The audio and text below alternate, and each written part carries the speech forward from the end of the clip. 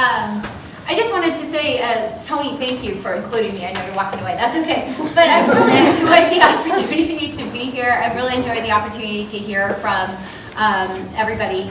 And I think Todd said it well, our work really does build on one another's, and so it's kind of funny to stand up here and report on my work, which has very definitely built on your work, and so thank you for this opportunity.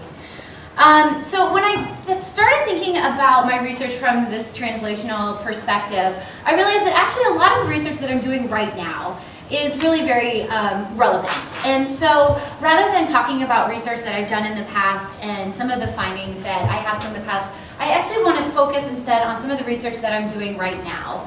And that means that I don't have quite as many findings to share with you, but I have some ideas and some plans underway, and in the more integrative discussion, would love to hear your thoughts. It's also early enough to make changes if there are suggestions to move in slightly different directions.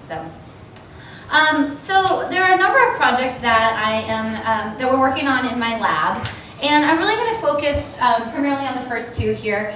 But the overarching goal of really all of these projects is to figure out how to foster purpose in the lives of young people. So in 2013, I wrote a book on purpose, and I wrote a book where I tried to really synthesize the psychological research on purpose to get a handle on sort of what was out there and how we could organize it and sort of understand it and make sense of it. And I felt like there were two sort of overarching findings that really jumped out at me after this big review of all of the research. And the first is something that we've talked about really almost the whole time we've been here, and that is that leading a life of purpose is a good thing. Right? It's good for you. It's good for your physical health, your psychological health. It's associated with positive academic outcomes. And so I think that we're still learning more about how it's good for you and why it's good for you and all of that. But the fact that leading a life of purpose is a good thing seems pretty clear at this point. The second finding that really jumped out at me is that the experience of leading a life of purpose is rare. I think we're still probably trying to figure out exactly how many people at exactly which stage of life have a purpose in life. But I think that all of the research that's been done suggests that it's really more the exception than the rule that people report leading a life of purpose. Whether you look at people during adolescence, midlife, even later adulthood, it still seems to be rare that people report leading a life of purpose. So taking those two findings together, I obviously got interested in trying to figure out how the heck we could foster purpose. What are some things that we could do to foster a sense of purpose more intentionally? And I could have done this at any stage in the lifespan. I was interested in working with adolescents because I do feel like there's sort of a natural opening when you think about the relationship between identity and purpose. This is the time that young people are trying to figure out who they are, and at the same time, many of them reflect on the questions around what do they want to accomplish in their lives, which is, of course, the potential for purpose. So, though I think it's very possible to find a purpose later in the lifespan, I do feel as though adolescence is at least one particularly salient time for this kind of reflection. And so my studies, all of the research that I've done is really focused on young people in that sort of adolescent, maybe into emerging adulthood stage of life. So let me start talking about one of the first projects. The first project we call the Fostering Purpose Project. This is just in its second year. It's a 3-year project, and so we've got a long ways to go here. But this project was actually inspired largely by some research that Matt Bundig did, where we talked about this before, where he had people who were participating in interviews, and we all sort of felt like this might be an intervention in and of itself. So there were surveys at time one. A subset of those participants participated in about 45-minute long interview about purpose in life. And then there were surveys at time two, and lo and behold, those young people who had participated in these interviews did show higher rates of purpose at time two. And so that was, so I thought a lot about sort of the, this is possible. It should very much be possible to foster a sense of purpose in the lives of young people. And that provided a good starting point. We thought about trying, unfortunately we can't go around and interview all young people in the country. So instead, trying to sort of translate that interview experience into some sort of curriculum that adolescents could use to help find a purpose or figure out what their own purpose is in life. And in my mind, there were sort of three things that we started with anyway that seemed to jump out as important elements for fostering purpose. One is that young people just need the time and the space to think about these things. Really often in the interviews that we conduct, and I think other people had this experience too, in interviewing people about purpose, they love it, right? They love to sit down and talk about this, and particularly the young people who we interviewed would say things like, gosh, nobody asked me this stuff. You know, we don't have built-in opportunities for young people to really reflect on the things that matter most to them. So one important step is just providing that space and that time for them to sort of have this time to think about these big questions. One of the second things that I think was really effective about the interviews is that they offered these scaffolded prompts. So throughout the interviews, you know, we didn't just sit the young people alone in a room by themselves. We were asking questions, and we were asking them to really think deeply about what matters to them and what they care about and what they want to accomplish and why. Why do they care about this? Why do they want to accomplish this? And so again, trying to sort of translate those scaffolded prompts into the curriculum that we've designed. And then the last thing is this beyond the self focus, this idea that you know, we want to kind of prime young people, and the interview has a very subtle way of doing this, where we do give young people a prime that if they are so inclined, they pick up on, and they will start to think about ways in which they might be motivated to contribute to the world beyond themselves. And so again, we wanted to make sure to sort of try to translate that experience, that beyond the self kind of prime, into the curriculum that we were going to develop. So with that, we got started a couple years ago. We just basically, this is too small, I don't know if you can actually see it all. The goal was really to create a curriculum that would be used. We actually decided with this project to focus in online. And this is just because working in classrooms is difficult, as I'm sure David can attest to, and others. But we do later on, I'll talk about one that's an in-classroom one as well. But this one was an online curriculum, and we started with basically a pre-test and a post-test that were designed to look at purpose and some other indicators of positive youth development. And then in between, the young people would participate in online activities. There are 4 of them, and they'd be spread across about 2 to 4 weeks, depending on what we could get the school to kind of allow us to do. In some cases, the young people completed these activities at school in the computer lab, but more often they did it at home. And So the kinds of activities that we had the young people do, like I said, the idea was to really sort of build on Matt's research and try to take this interview experience. So we came up with all kinds of activities that the young people would participate in. And well, before I get to those, let me just say, so we would try a round of this with maybe 200 adolescents, and then we look to see were there changes in the survey. We also did interviews though, and so for young people who showed a change, we wanted to learn why, what about the curriculum maybe spoke to you, and for those who didn't, why, what about the curriculum wasn't working for you, and then we'd change, and we'd make some edits, make some tweaks, and we'd try again at a new school with another 200. So this has been an iterative process that we've learned a lot from as we have moved along. And in all, so this number, 1,289 young people, these are multiple interventions. These are kids spread across high schools, private schools, public schools, all across the Southern California area. In fact, we're at risk of running out of schools. Pretty soon we're going to hit them all without meaning to. So anyway, so like I said, let me tell you a little bit about some of the activities. Initially when we started with the activities, our idea was to have writing prompts, because we thought that writing really sort of mimicked that reflective process of speaking about your purpose in life. And like I said, we're trying to kind of transform that interview into an online activity. And the writing prompts actually worked fairly well. We had some quotations about purpose, so we had quotes that focused on the meaningfulness dimension of purpose, the engagement dimension of purpose. This is all sort of building off the definition of purpose that Bill put forth at the beginning of our meeting. And then at the beyond the self component of purpose. So the idea is on day one, they'd come in, they'd write about the meaningfulness, and then on day two, they'd have a quote about active engagement and what they're doing towards these goals and what's meaningful to them. And then on the day three, they write about the beyond the self component. And then on the fourth day, they kind of bring it all together. We'd say, here's what you wrote. What does this make you think about? Sort of what you might want to accomplish, and how would you pull this together?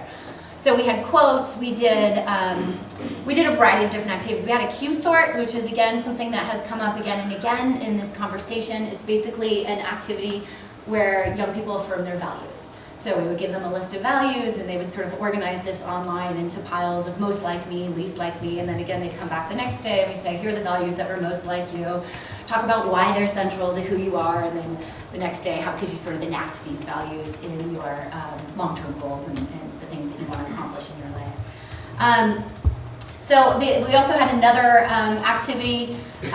This is actually, we have a 3-minute video, because this is all online, where Jimmy Fallon, who's a late night talk show host, he actually has a really bad finger injury. He almost lost his finger.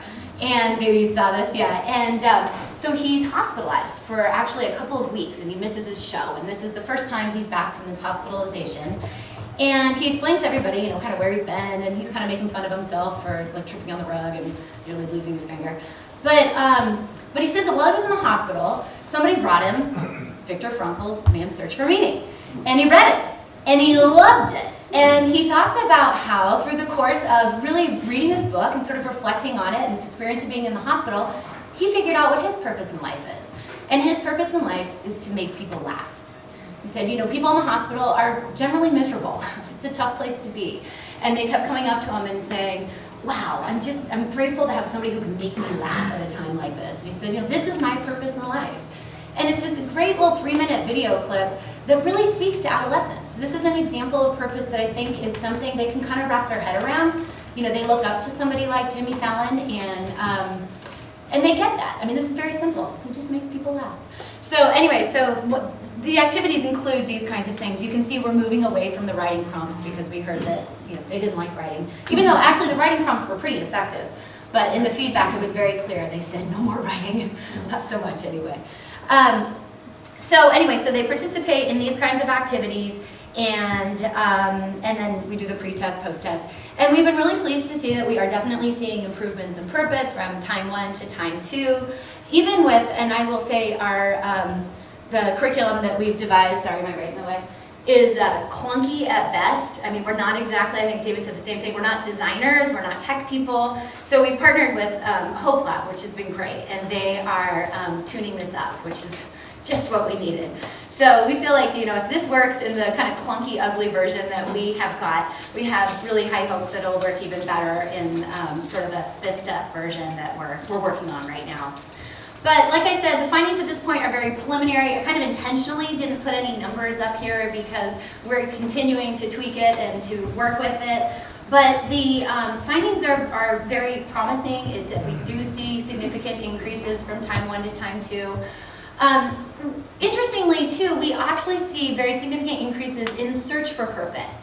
And initially we thought, no, we just want to foster purpose. I got to find it, and we got to be done and move on. And then we realized this is like a 2-week intervention. If we can increase the interest in searching for purpose, we're going to count that as a success as well. And so when we look at that, we're reaching an awful lot of young people, the majority, which is what we're shooting for. Interestingly, we're still not hitting everyone. Not 100% of the young people show an increase in purpose, which is, not surprising. But when we step back and think about it, I think it makes actually a ton of sense. And I would almost be concerned if we hit 100% of people, because I think, Bill was talking about it before. People are at different places in their development, and some percentage of young people are just not ready in high school to start thinking about these things.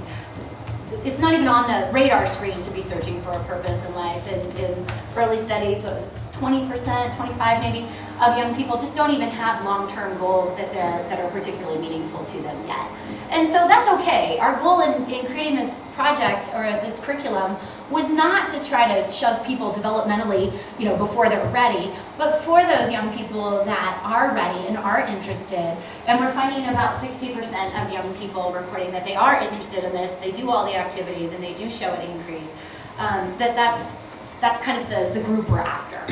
So we're still working here, but I feel like we're moving in a promising direction. I should say too, I kind of added this slide late because we have had more discussions about measurements, and I would definitely echo Todd's thought. We definitely have room for improvement in this area. We were particularly interested in measuring the change in the rate of purpose pre to post test. So we needed a tool that had, like you said, a lower mean score. We couldn't have some of the measures that we were using had 4.2 out of a 5-point Likert scale, and you just are not going to see a change in the level of purpose. There's a ceiling effect, and there's only so much higher people can even go. And so one of the things we tried, which you may be interested in looking into, we met with some people who have greater expertise than I do around survey development, and they suggested that we turn our statements into questions. And we've actually done exploratory factor analysis, confirmatory, all the way through, all the validation for both statements and questions. And it turns out that with the questions, the mean score does come down. And so that's what we've been using, and it does facilitate the recognition or the capturing of changes from time 1 to time 2. Because if you start with a lower mean score, there's room for movement if it exists. So we've developed this, we call it the Claremont Purpose Scale.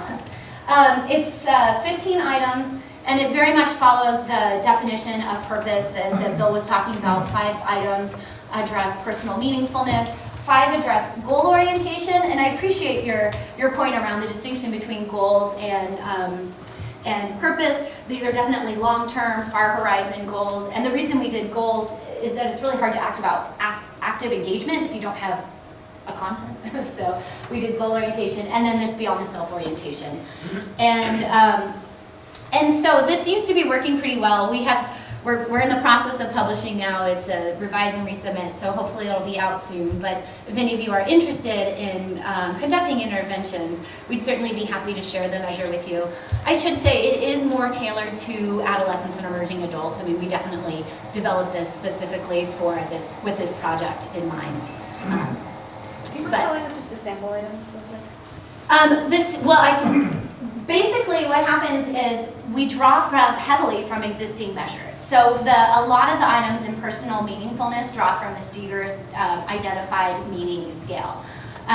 We actually draw heavily from some of Carol, your items around the goal orientation, because it's long-term goals and far horizon. And beyond the self, we draw pretty heavily from Schwartz's self-transcendence. Can you just say, what does it mean to transform it into a question? Oh, okay, so instead of saying, I have a purpose in my life, do you have to what degree would you say you have a purpose in your life? And then you have to change all of the anchors. So you don't have just a 5-point Likert scale anymore. Each anchor is specific to the question. But it does, I'll be honest, I don't know exactly why. I guess if you actually sit down and take it side by side, it is kind of, which we all tried, you do tend to bring your scores down. And we also went through and changed items, maybe not a clear purpose in life, but you have a purpose in life, so that, or thinking about adding items like to make it more difficult to score really high. So, and these, we didn't draw items, we also added items. We added and tweaked, but that's where the items originally, we drew heavily from those measures, I would say. So the next project I want to tell you about is actually sort of related to this, the first one. The idea here is that, like I said, this first Fostering Youth Purpose project was really focused on online interventions. But we also wanted to get into the classroom and work with students directly. And so this project is designed to foster purpose in the classroom, to develop a curriculum where we can, hopefully turn over to teachers and they can use in their classrooms to foster a sense of purpose in the classroom. And we decided that I thought it was kind of theoretically interesting to think about the link between gratitude and purpose, and Bill's thought about it and written about this. And we know sort of how to foster gratitude, and we know in the interviews, at least, that when we talk to young people, we often hear, how did you find your purpose in life? How did you become inspired to want to do this?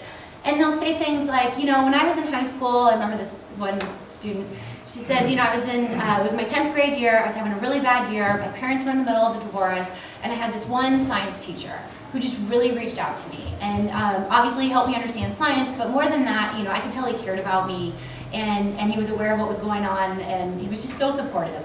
And I want to be a teacher because I want to be that kind of teacher. I want to be the kind of teacher that knows, their students are more than just what's going on in the classroom and really tries to help young people.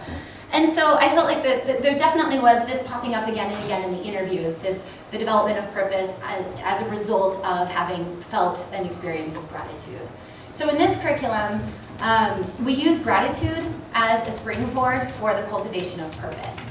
So this has, I'll give you the details here. I should say too, we've working on this project with the Greater Good Science Center at Berkeley. And so we used a lot of their gratitude intervention activities that they have already developed and that we already kind of know work, and we added to that some purpose ones.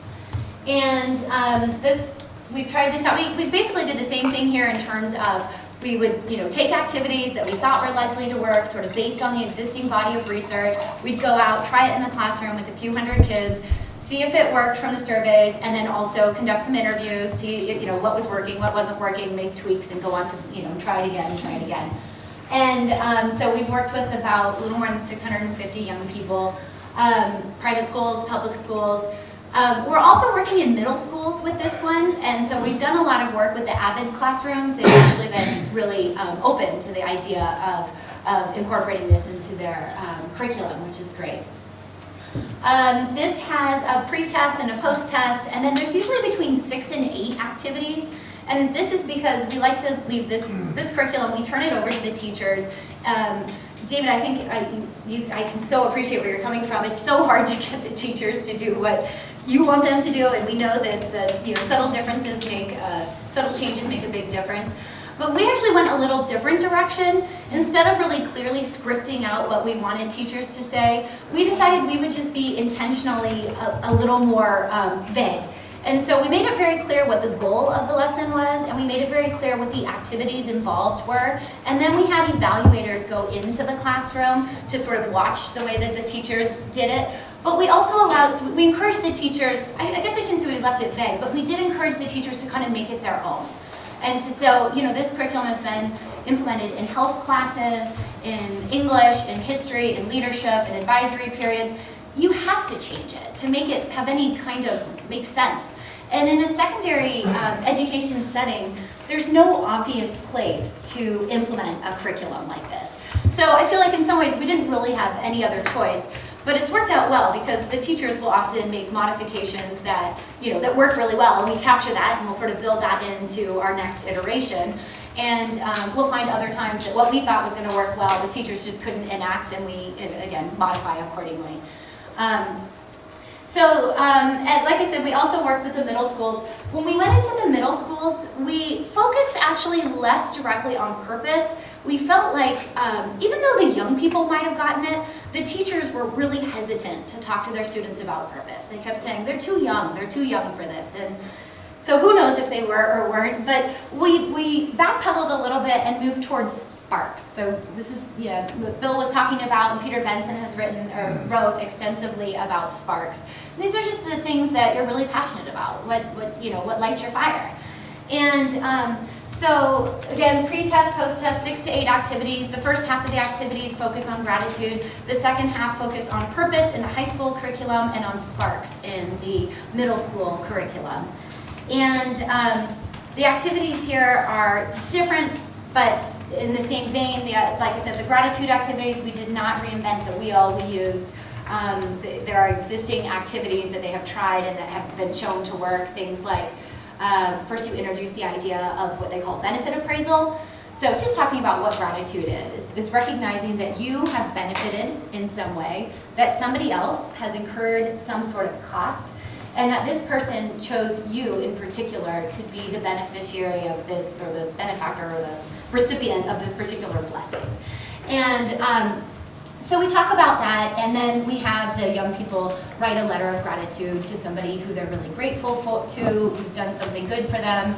They will, in this letter, talk about the benefit that they've incurred, the cost that they recognize the person who gave them this benefit incurred, and also express why they're grateful for being the recipient. The other thing that we've done is have young people, another activity, and this is, they track 3 good things that happen to them, so we give them little gratitude journals, and they write down the 3 good things that happen to them. The whole idea is to just try to help sort of cultivate a grateful lens through which they see the world, and we definitely find that these activities do cultivate that sense of gratitude and really help remind them to think about, you know, the world in terms of what they're grateful for. And then we have what we call like the pivot lesson. And here we have this video that focuses on pay it forward. So it's a video, and it's like 3 minutes, but it shows, you know, the kid falls and somebody comes and kind of picks him up, and he's kind of grateful, and he kind of moves on his way, and he helps the woman with the groceries, and we just, you know, and the kind of the pay it forward goes all the way around, and we talk about the teachers use this and talk about, you know, we've been talking about gratitude, and aren't we really, you know, all the things we're grateful for. How does this make you maybe think about ways in which you want to give back? And then we have these activities on purpose.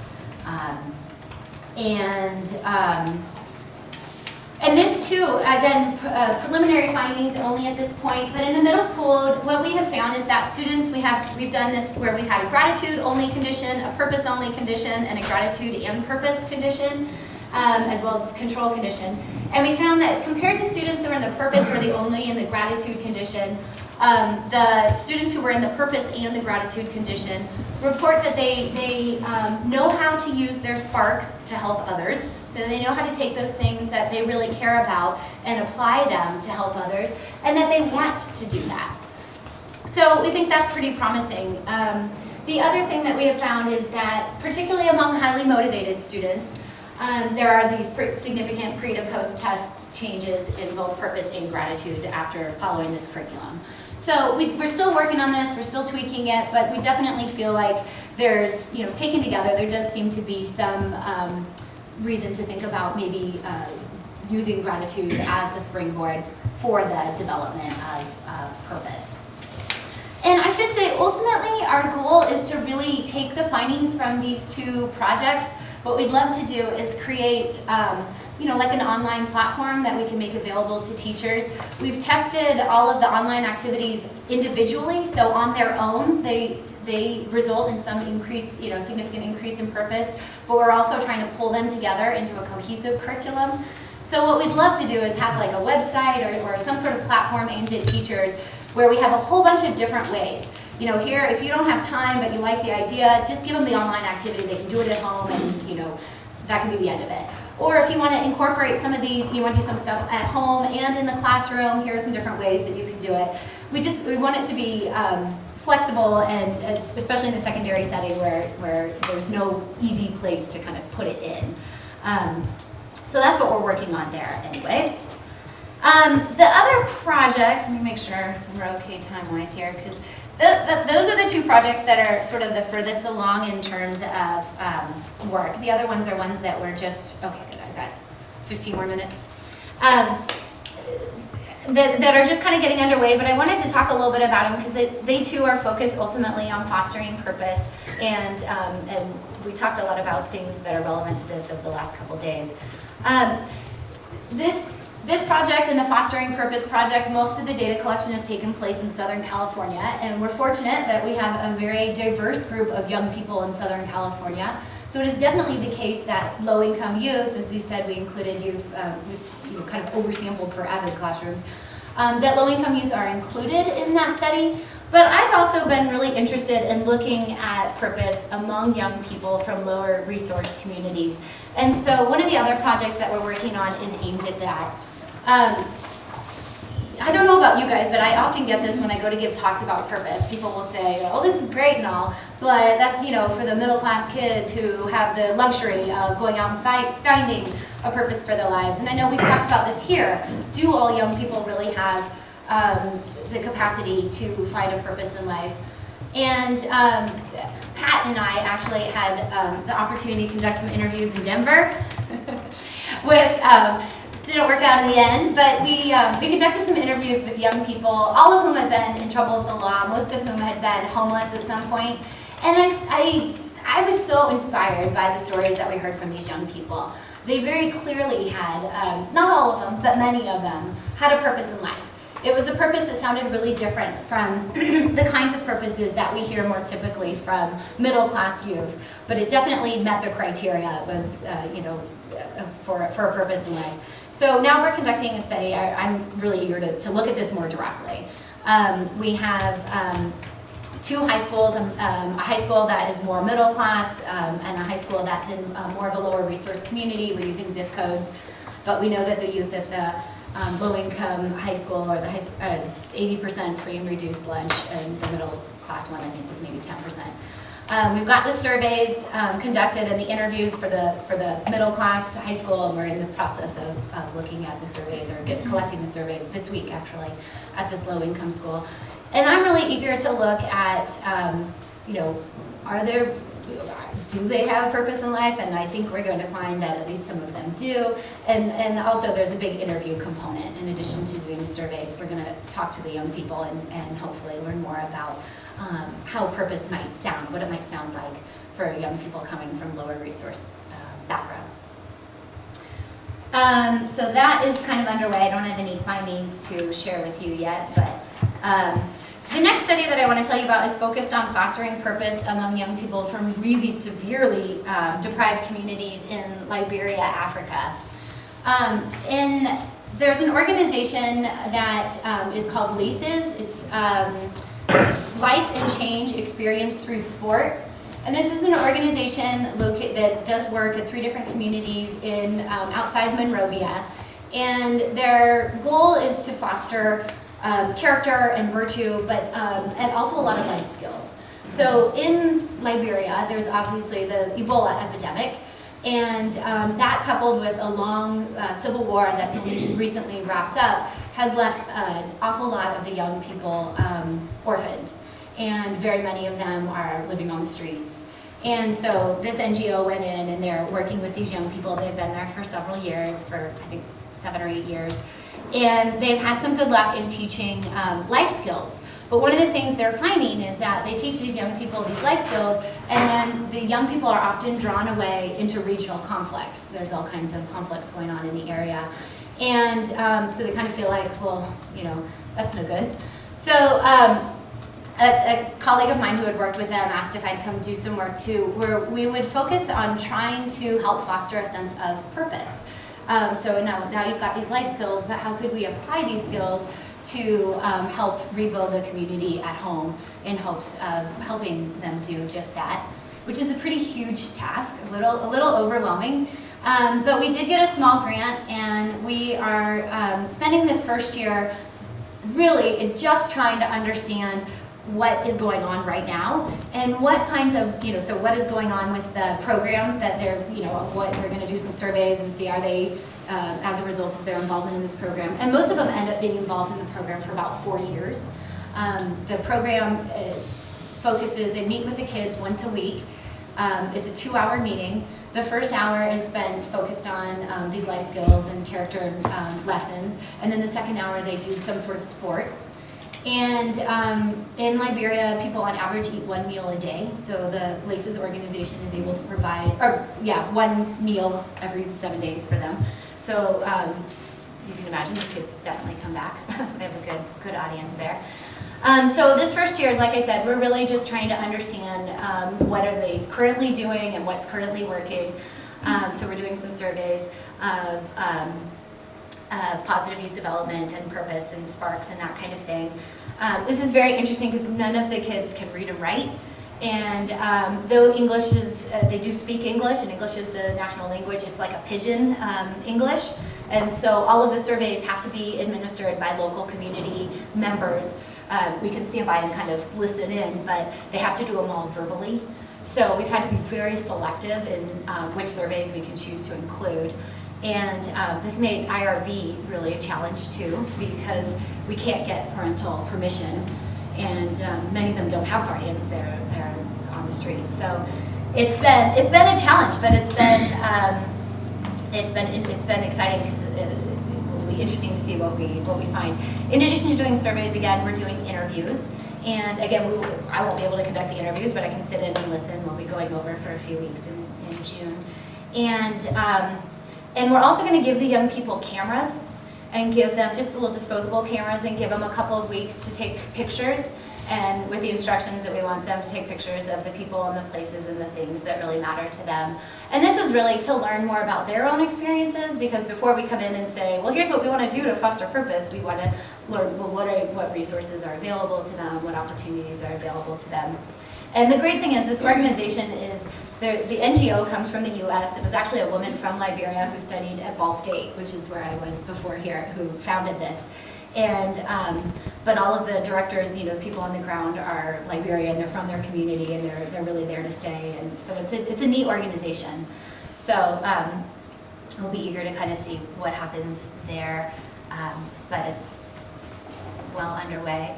And then the last project that we're working on, I'm on sabbatical this semester, and I'm spending the sabbatical in Greece. And while I'm there, I'm conducting some research looking at the role of economic and political events in young people's purposes in life. So this has been, Greece is at a really interesting time right now. There's a huge economic crisis. They almost left the EU last summer, but they stuck around, but now they're dealing with all these austerity measures.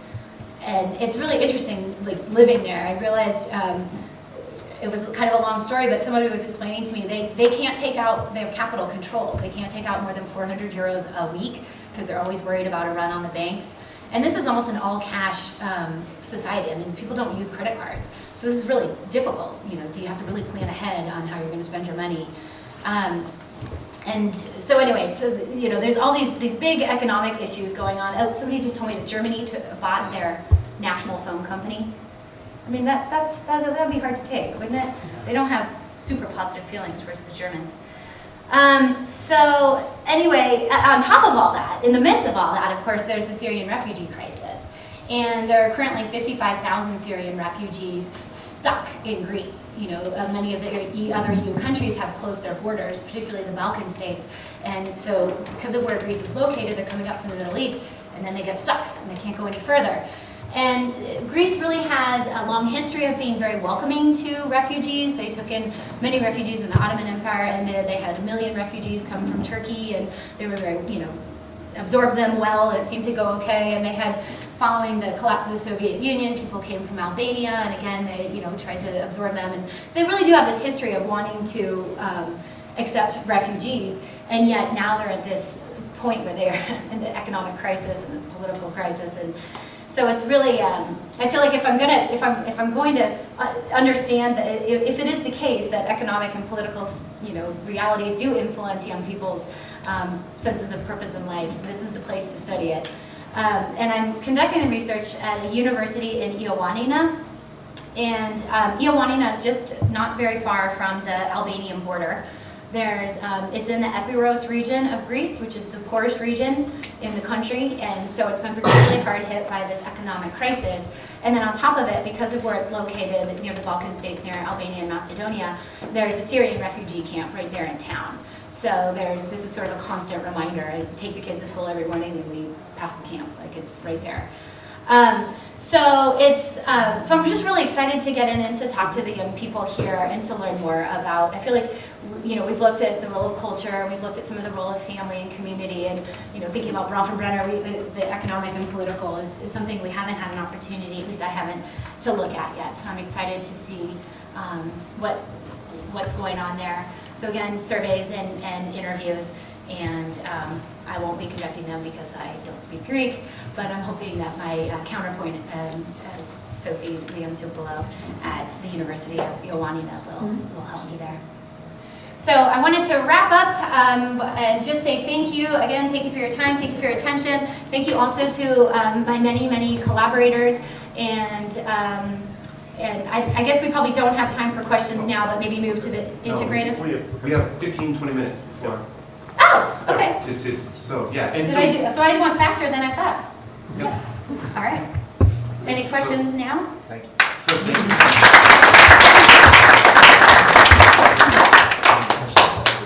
But that's for the whole, that's the whole group discussion. Okay. Right, so it's not just questions. Yes, for Kendall. absolutely. Well, if it's the whole group, then maybe I'll sit. Yeah. Any of the presentations you've heard this morning, now is a chance for us to ask integrative questions and chat. Kendall, I have just a quick question. In two of the studies that you talked about the results, you said among highly motivated students. Yeah. Is that to suggest that among not highly motivated students you aren't finding? I know these are preliminary analyses, but... Yes, no, you're right. So we do ask questions at the beginning about, are you interested in this topic? And about 60% usually say yes, and we do see results among those 60%. But 40% are not, and we're not seeing results there for the most part. I mean, like I said, this is like 12 little mini studies. That's why I'm not presenting the stats, and we'll write it up more clearly, but that's definitely the trend.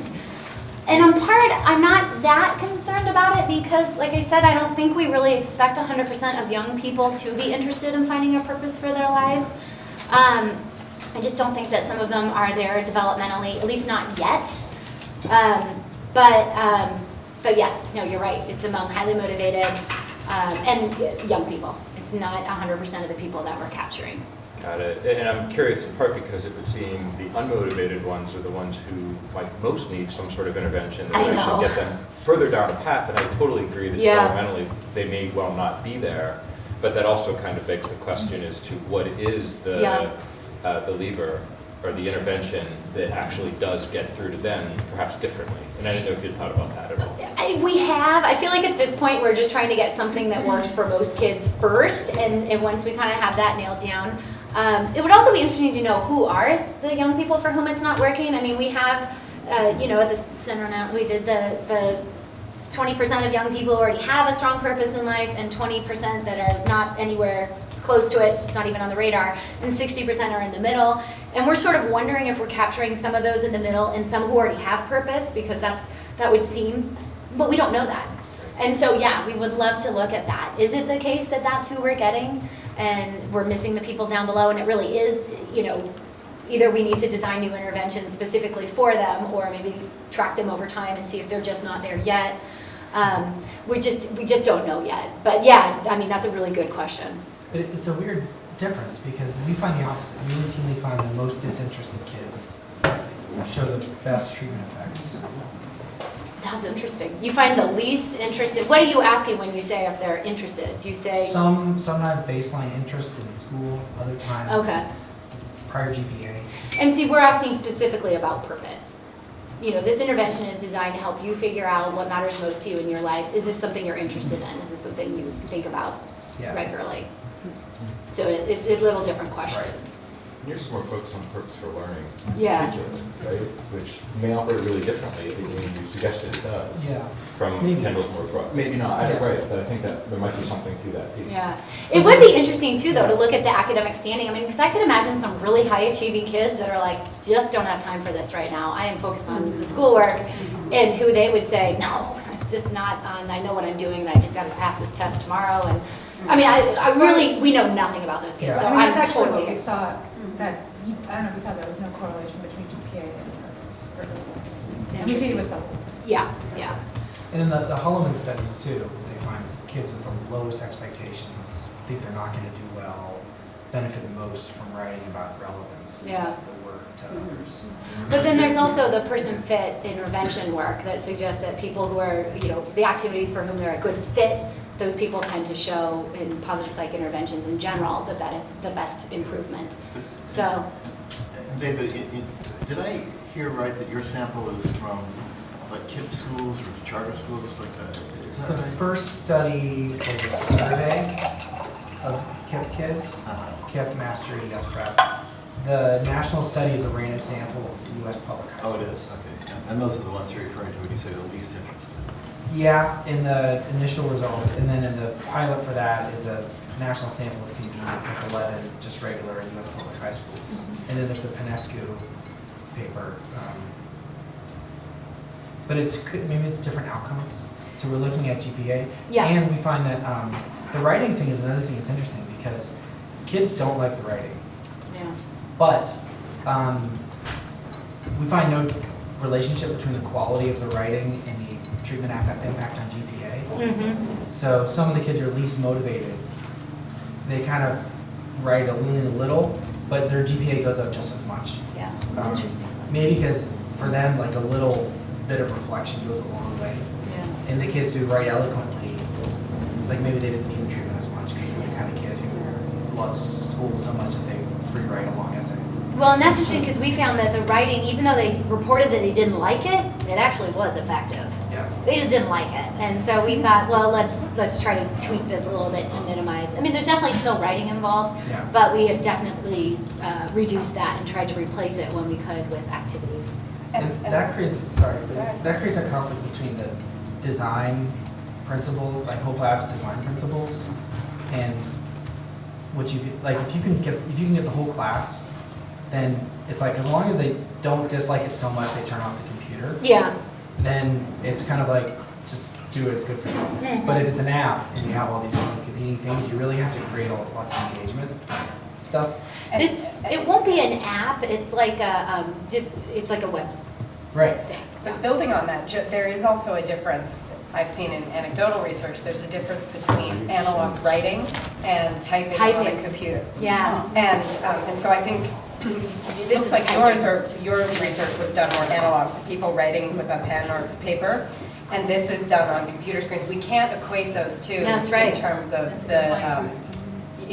the experience, Mm-hmm. because at least in the self-improvement world, when people write in an analog book, they do seem to be more open and more willing to engage with questions than with a screen that is more sort of like, this should be fun for me, there should be more bells and whistles. Yeah. I don't want to sit and pour my thoughts out onto the computer, I want to be entertained by That's a it. good point. It's like the expectation that you bring to the medium. Yeah, so for Yeah. both of these. Well, everything I showed was online.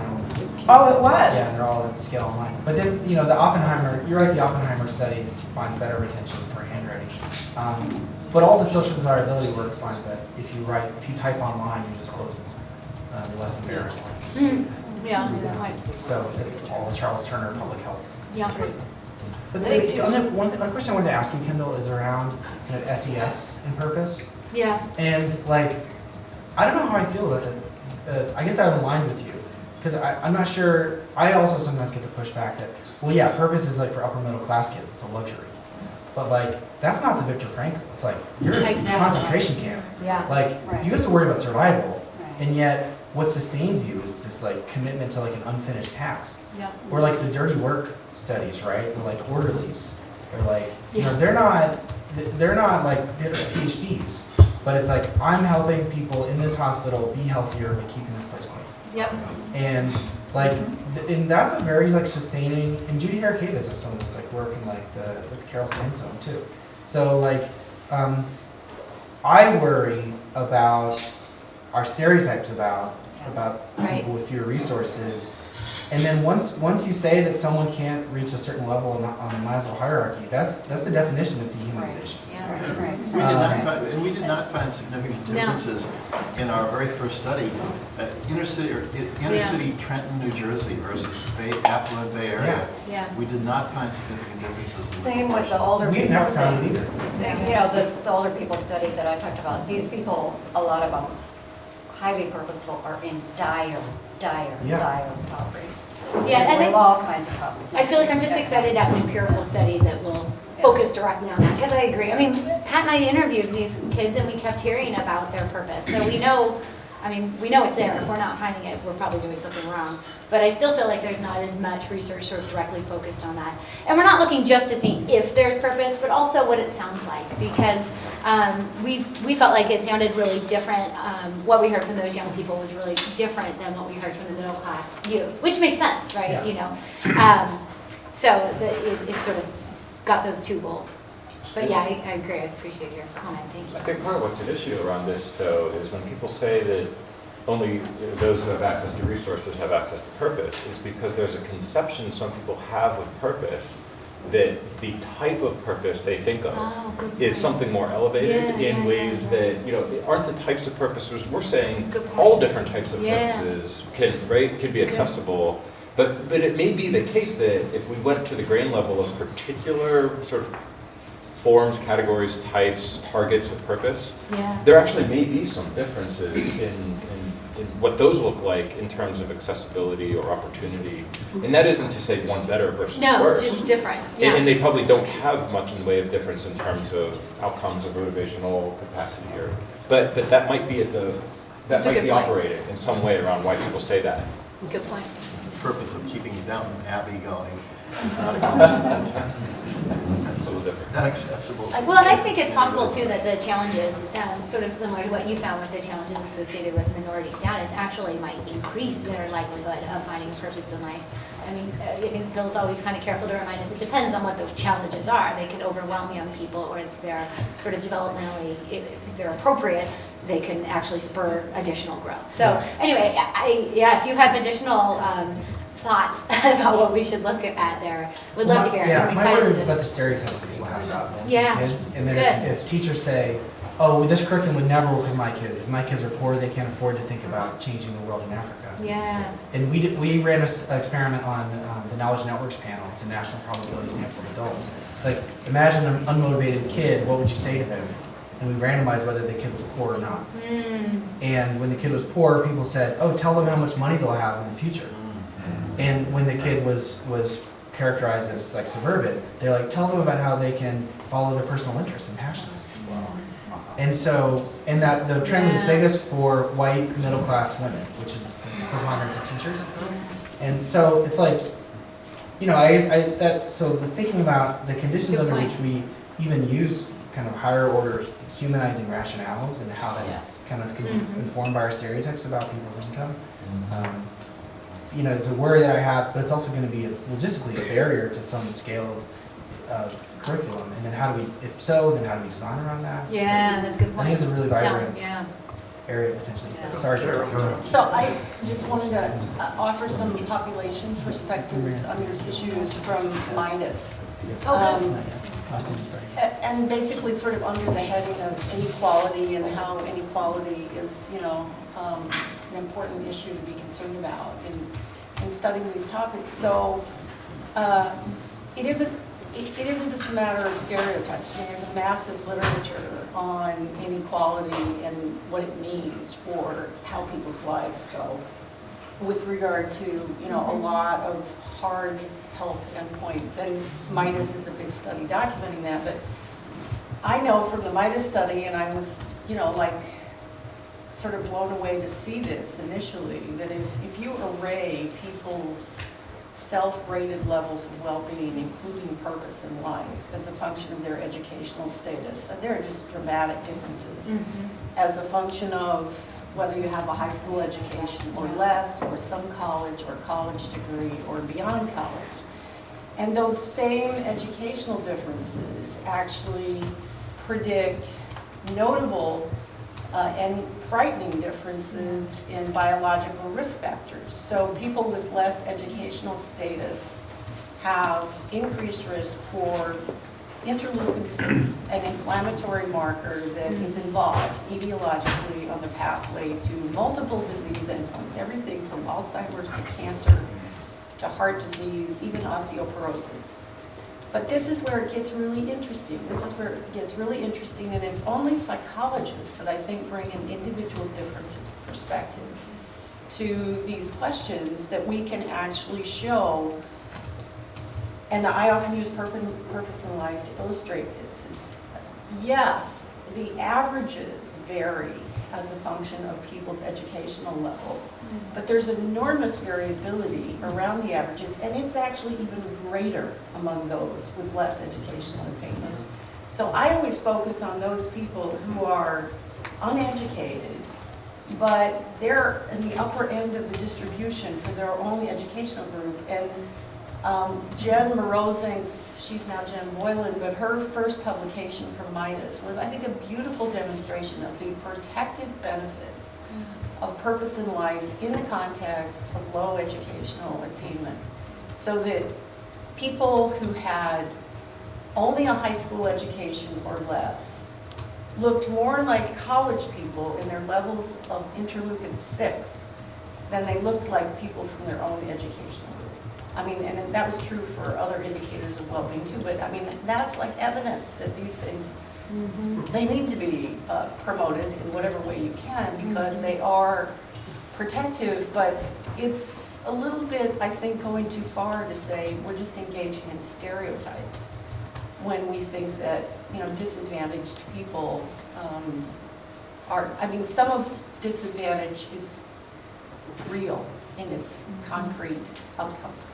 Yeah, well, the difference, people. as you say, is between mean differences and slope differences. Yeah, So a group could have an overall lower level of something, but Yeah. it could be just as impactful for that group.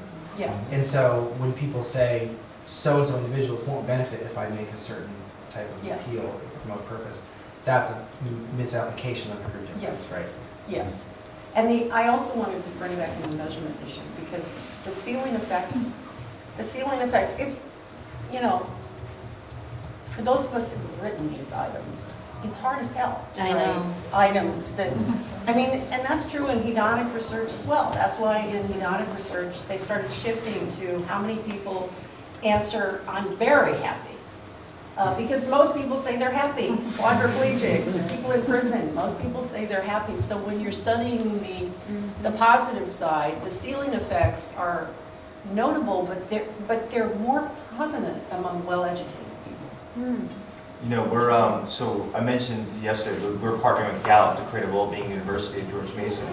And they've taught me a lot about developing items. And I forgot who had, I think it was Matt, you had the one-item health measure, like from poor health subjectively to life's freaking awesome, nothing bothers me, no strain of virus never harm me. And then they were showing how that item fails in comparison to just the item of, in the past month, how often have you been to the doctor? And How often have you what? been to the doctors? And the difference is like night and day. I mean, it's a completely different profile. It's, one is about your interpretation of physical health, and one is the actual behavioral experience. And it's the subjective one has really no predictive power, but once you go behavioral, all of a sudden the whole histogram is different and all the results are different. And it's just, and the thing is, this is why I said measurement is the starting point for all of this, because putting question in form versus statement in form, I kind of like, I have to ponder that one. If you were to think of, if we could be our own critics, and then I have to ask, well, wait a second, if I ask in a question form or statement form, I get a totally different kind of results here. Well, that's scary. Like, have we nailed the construct? And if I focus on the behavior versus the subjective one, that's really, and it really gets to creating latent variables, you know, this complicated stuff you have to do, and kind of get to kind of have these indicators that's harder, more annoying, more cumbersome, but to capture. But I mean, as somebody who has been sort of beat up one side of the street and the other on the quality of items, I mean, I guess I would just say, you know, I think measurement is not something where we can achieve perfection. You know, so we do the best approximations, and we start with one set of things, and then we, you know, examine them more deeply, and we think about how we can improve them over time. But, you know, I think we can accomplish a great deal in terms of generating new knowledge, as well as building interventions by assessments that are kind of crude approximations of what is more complex and fuzzy than purpose in life. You know, it's a, I mean, as your talk illustrated. Yeah, I mean, so It's just know, a I big, mean, hairy topic. so I gave tons of caveats on purpose because, and I said I'm putting my stuff under the fire as well. What I didn't get to was a study that we published, but anybody can read it in 2013 in Emotion, showing that people with social anxiety disorder and healthy adults in the community, all we had them to be creating an ideographic approach to capturing purpose.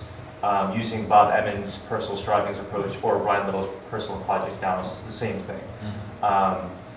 Sort of a version of the measure that the four of you created. And then we had them kind of open-ended, write down what are the fundamental life aims that you have, central self-organizing life aim. We defined it for them, gave them some examples, they wrote it out, and then at the end we said, okay, do any of these fit with that you would describe as like the fundamental overarching way that you live your life? Now, they picked one, and then we tracked them for 2 weeks about effort and progress towards that purpose. Now, one of the interesting findings was, and I think even that was crude, it was people with social anxiety disorder, we didn't touch anxiety at all. We didn't touch, all we touched was monitor day-to-day their effort and progress. On days where they devoted more effort towards their purpose, we saw 20 to 30% bumps in their self-esteem, which is the fundamental problem of people with social anxiety disorder, 20% drops in their anxiety levels and distress, 30% bumps in like their meaning in life every day. Within person, like you can see what makes a good day and bad day, not by their anxiety, but by just not even progress towards their purpose, just the effort towards their purpose. But here's what I didn't get to. So I really like that study, like naturalistic intervention, right? But then I realized what we really captured was the start of a measure, not the set. So now we're using that for the next study, not as the predictor, but as like, okay, so from that, so now we are combining the idiographic assessment, open-ended of what's your purpose, if you have one, and then we're using the daily diary data to converge it together to create the measure of purpose itself. So if you aren't showing behavioral consistency across a couple of weeks, then we wouldn't say that you have a purpose. We said you have kind of an abstract principle that is important to you, but you're not living by it. And so we're actually, so that's the next study that we're using. The first one, we're using what I'm saying is the first one I think it was completely flawed and imperfect, if you want to describe it. But now I'm using that as kind of informing the measurement approach for the next study we're doing it. And I think we're all just building on each other's shoulders. That's why I was kind of trying to create as an open and receptive attitude as possible. I always feel like I'm interrupting Todd, but can I use this moment to say, let's continue this conversation during lunch. The food is here and it's ready, and we can just transition to the tables and enjoy lunch. One note, I didn't say it earlier, is if you're checking out today, you might want to do it now. I think checkout was actually at 11, but they may be flexible about that. But you may want to bring your bags down in the room or to the front desk if you're checking out today. But please do enjoy lunch and continue the conversation.